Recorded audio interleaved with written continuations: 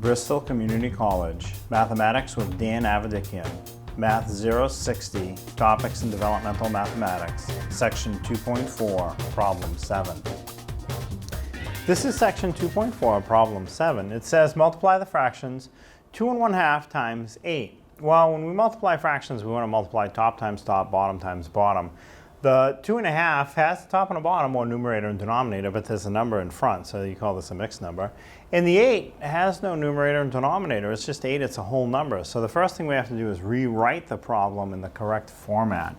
So this 2 1/2 can be converted into an improper fraction. So remember, coming up from the denominator to the number in front, we want to multiply, and that would be 2 times 2, the denominator times the whole number in front. That's going to give me a 4.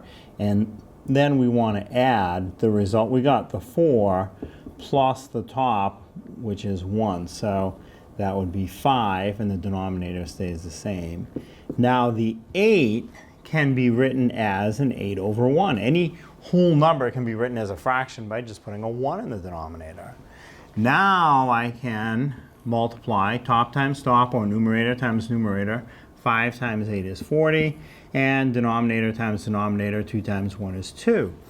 And then if you notice, 40 over 2 can reduce nicely. It reduces to 20. 40 divided by 2 is 20. Now, at the point where I had it written as 5 over 2 times 8 over 1, you could pre-reduce. 2 goes into 2 once, 2 goes into 8 4 times, and now in the numerators I would have 5 times 4, which is 20, and then the denominator times denominator, 1 times 1 is 1, so 20 over 1 can be written as 20. So you do get the same answer either way.